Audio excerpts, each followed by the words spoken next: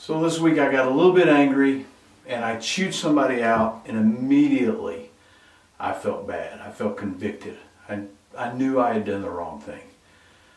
Hey, I am Royal and this is Life Support TV.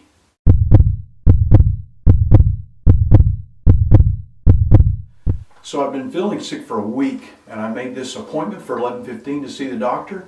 I got there just a little bit before my appointment.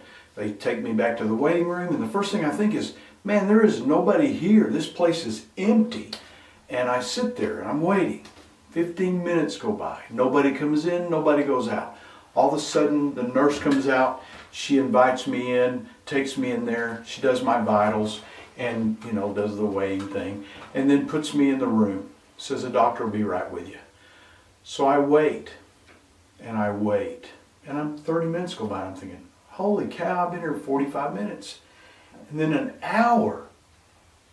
So she comes in and I just proceeded to jump on her. In my nice, not so angry way, I said, ma'am, do you know that I've been sitting in here for an hour and 15 minutes?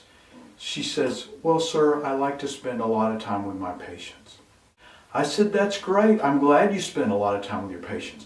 But that means you need to schedule your patients further apart. I said, it's rude for you to make someone wait out there for an hour and 15 minutes. It's disrespectful. My time is worth a lot also. And then, since she hasn't apologized, she hasn't admitted to doing anything wrong, she hadn't even said sorry you had to wait, I decided to try to hammer it in a little bit more. I said, I don't know if it's a corporate thing or if it's your thing, but I know you won't make as much money if you don't, Anyway, you know how it goes. I'm just going up there.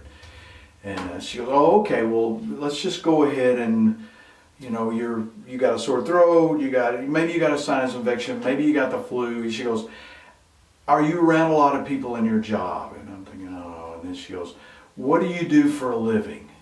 And then it nails me. I'm a pastor.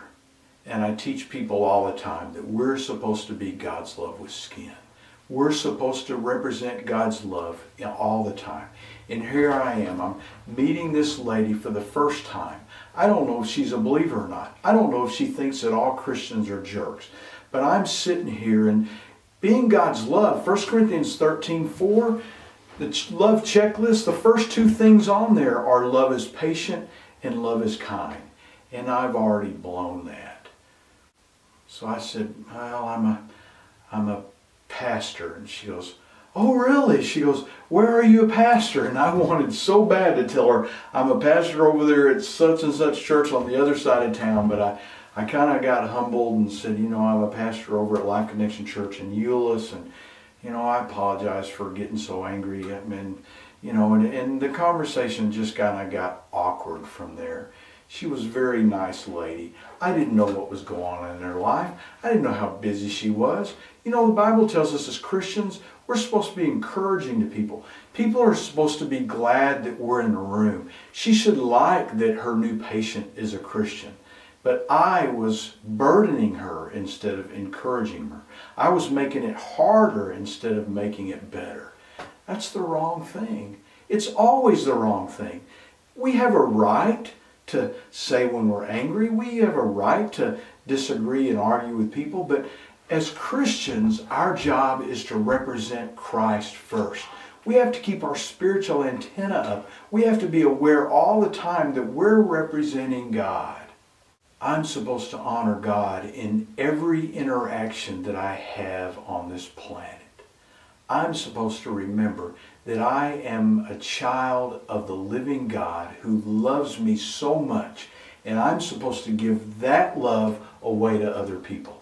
I'm supposed to represent Him well. Romans 12:9 says that we're not just to say that we love, we're not to pretend that we love, but we're really supposed to love. You know what that means? It means I care more about your needs than I care about my own, because I love God and He sacrificed for me.